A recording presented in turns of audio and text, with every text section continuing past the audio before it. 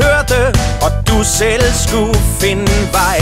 Og var der modvind og lidt støvregn, helt ærligt, hvor besværligt, jeg savner dig. Klokken var lidt i 10. See you, Du skulle møde klokken 9. see you, Du dukkede aldrig op, see you, og alle folk kunne se det. Nu må det stoppe. Men var det min fejl? Var jeg lidt for længe om at rose dig? Jeg gav dig 7 i engelsk, men du bad om mere, meget mere, og fik nej. Ej, ej, ej, ej. Åben benbrud und Hofteskred skal der til, hvis du ikke skal være med.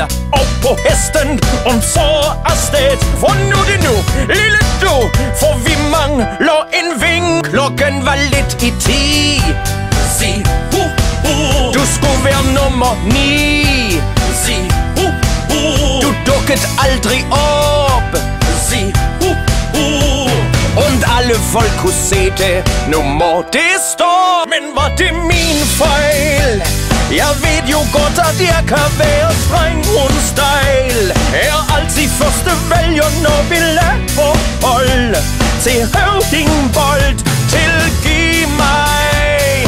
Hej, hej, hej. Jeg tænker på, hvordan det kunne ske. Det er på grund af al min papmaché. Fik du nok af kartoffeltryk? Helt ærligt, det er ubærligt. Jeg savner dig. Jeg gør dig 7 i lær. Siger you, du synes du burde have mere. Siger you, så du mødte aldrig op. Siger you, og alle folk kunne se det. Nu må det stoppe. Det er godt nok tavligt, at det er min kaffeånde, som du ikke kan lide. Spiser min pastil og kan ikke gøre mere. Så kom nu her, tal til mig. Ej, ej, ej. Hvorfor gør du det her? Hvorfor flår du mit hjerte i tu? Og hvorfor lige præcis nu, hvor vi har spændende tema?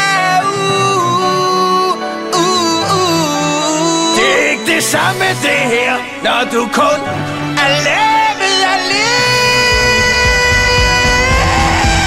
Klokken var lidt i 10. see Du skulle møde klokken 9.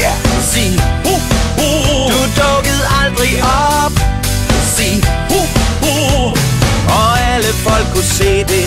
Nu må det stoppe. Jamen godt så. Så ses vi bare i morgen klokken 9, ikke år. Det er bedst, når du også er her, for vi savner dig. Og